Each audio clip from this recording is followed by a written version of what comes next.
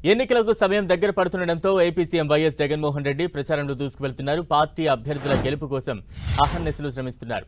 పార్టీని మళ్లీ అధికారంలోకి తీసుకొచ్చేందుకు విస్తృతంగా ప్రచారం నిర్వహిస్తున్నారు. ఎర్రటి ఎండలోనూ రోజుకు 3 చోట్ల అభ్యర్థులకు మద్దతుగా ప్రచారం చేస్తున్నారు. ఇవాళ మరో 3 చోట్ల ప్రచార సభలకు హాజరు కానున్నారు CM YS Jagan. Hindupuram, Chittoor, Nellore parliament నియోజకవర్గాల్లో సీఎం జగన్ ప్రచారం కొనసాగించనున్నారు. తొలుత హిందూపురం పార్లమెంట్లో ప్రచారం నిర్వహిస్తారు జగన్. ఉదయం 10 గంటలకు హిందూపురంలోని అంబేద్కర్ సెంటర్లో జరిగే ప్రచార సభలో పాల్గొంటారు. మధ్యాహ్నం 12:30 చిత్తూరు పార్లమెంట్లో ప్రచారం చేస్తారు సీఎం జగన్. పలమనేరు నియోజకవర్గ కేంద్రంలోని బస్టాండ్ సెంటర్లో జరిగే సభకు హాజరవుతారు.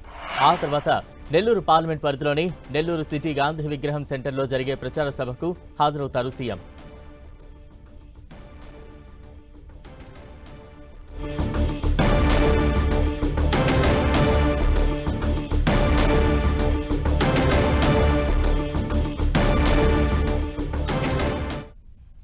ఎన్నికల ప్రచారంలో దూసుకుపోతున్నారు సీఎం జగన్. ఈ రోజు పర్యటన వివరాలకు సంబంధించి తాజా అప్డేట్స్ అందించేందుకు మా ప్రతినిధి జయరాజ్ సిద్ధంగా ఉన్నారు. జయరాజ్.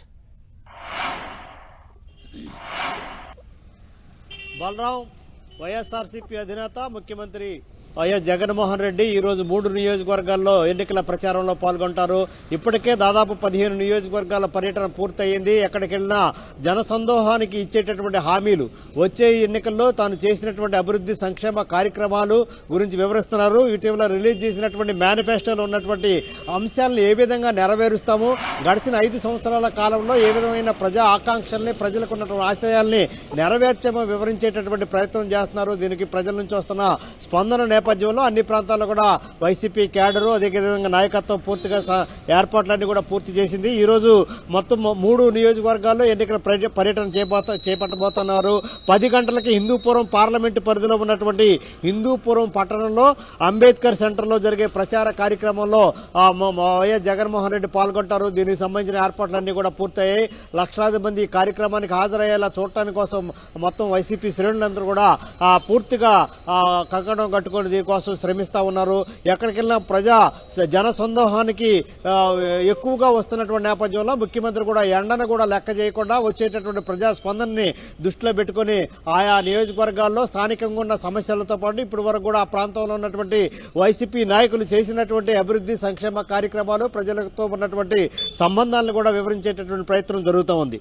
అనంతరం మధ్యాహ్నం 12:30 గంటలకే అనంతపురం చిత్తూరు జిల్లా చిత్తూరు పార్లమెంటు పరిధిలో ఉన్నటువంటి పలమనేరు నియోజకవర్గంలో ఉన్నటువంటి బస్టాండ్ దగ్గర బహిరంగ సభ జరుగుతూ ఉంది 12:30 గంటలకే. దీంట్లో కూడా ముఖ్యమంత్రి వైఎస్ జగన్మోహన్ రెడ్డి పాల్గొంటారు. అక్కడ స్థానికంగా ఉన్నటువంటి అనేక రకాలైనటువంటి అంశాలను కూడా ప్రస్తావించబోతున్నారు. చిత్తూరు పలమనేరు నియోజకవర్గంలో ఇప్పటి వరకు చేపట్టినటువంటి అభివృద్ధి సంక్షేమ కార్యక్రమాలు, అక్కడ ఉన్నటువంటి వైసీపీ క్యాడర్కు ఉన్నటువంటి ఇచ్చినటువంటి హామీలు, అక్కడ ఇప్పటి వరకు 5 సంవత్సరాల కాలంలో బడుగు బలహీన వర్గాలు, మహిళలు, యువతకు జరిగినటువంటి సంక్షేమ కార్యక్రమాలన్నీ కూడా వివరించేటటువంటి ప్రయత్నం చేసేటటువంటి అవకాశం ఉంది. దీనికి తగినటువంటి ఏర్పాట్లన్నీ కూడా పూర్తయినటువంటి నేపథ్యం ఉంది. అనంతరం మధ్యాహ్నం 3 గంటలకి నెల్లూరు పార్లమెంటు పరిధిలో ఉన్నటువంటి నెల్లూరు సిటీలో గాంధీ విగ్రహం సెంటర్లో ఈ కార్యక్రమం కూడా ఎన్నికల ప్రచార కార్యక్రమంలో కూడా వైఎస్ జగన్మోహన్ రెడ్డి పాల్గొనబోతున్నారు. దీనికి సంబంధించినటువంటి ఏర్పాట్లన్నీ కూడా పూర్తయినటువంటి పరిస్థితి.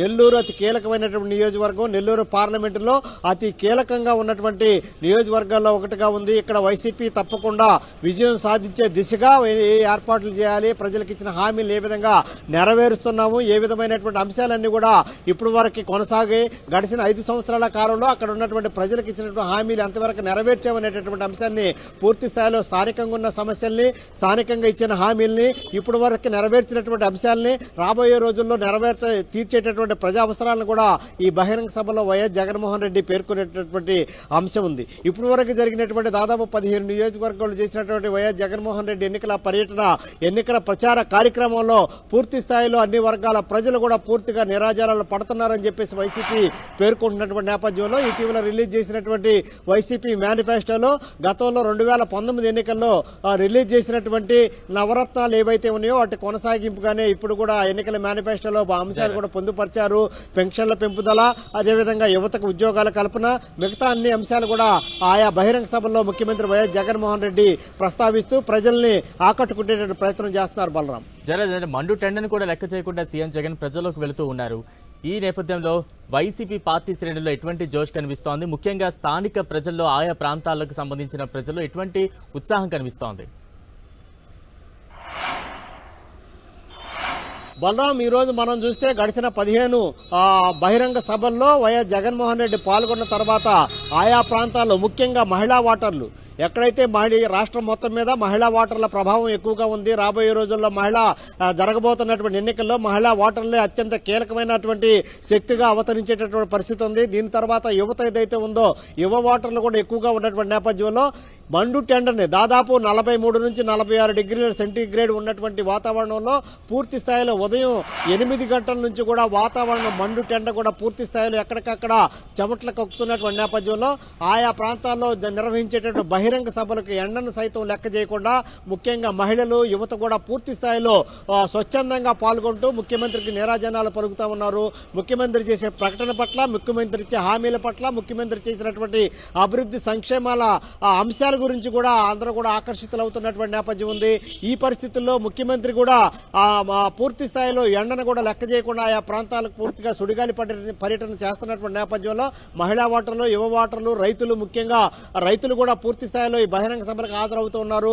ఇప్పటి వరకు ఏదైతే రైతు భరోసా కేంద్రాలు ఉన్నాయో మండల స్థాయిలో ఉన్నటువంటి అంశాలు రైతు భరోసా కేంద్రాలు పూర్తి స్థాయిలో న్యాయం జరుగుతుందనే నమ్మకం ఉంది. ఈసారి కూడా రైతు భరోసా కేంద్రాల ద్వారా రైతులకు ఏ విధమైనటువంటి మేలు చేస్తాము, ఇప్పటి వరకు ఏ రకమైనటువంటి అంశాలు రైతుల కోసం చేపట్టామో రాబోయే రోజులు ఏం చేస్తామనే ఎన్నికల మేనిఫెస్టోలో స్పష్టంగా పేర్కొన్నటువంటి నేపథ్యంలో రైతాంగం కూడా పూర్తి స్థాయిలో ఈ బహిరంగ సభలకు పెద్ద ఎత్తున హాజరవుతున్నటువంటి పరిస్థితి.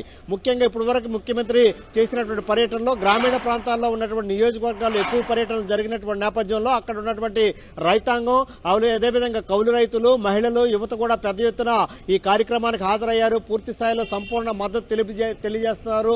వై నాట్ 175 అనేటటువంటి నినాదం ఏదైతే వైసీపీ చేస్తా ఉందో వాటికి పూర్తి స్థాయిలో భరోసా ఇస్తూ మద్దతు తెలుపుతూ అన్ని వర్గాల ప్రజలు కూడా ఈ బహిరంగ సభలకు హాజరవుతూ ఉన్నారు. ముఖ్యంగా ముఖ్యమంత్రి ఏదైతే 99% హామీల్ని గత ఎన్నికల్లో ఇచ్చినటువంటి హామీలన్నీ కూడా పూర్తి స్థాయిలో నెరవేర్చామనేటువంటి అంశం గురించి కూడా పూర్తిగా ప్రజల నుంచి సంపూర్ణమైనటువంటి సంఘీభావం కనిపిస్తుంది.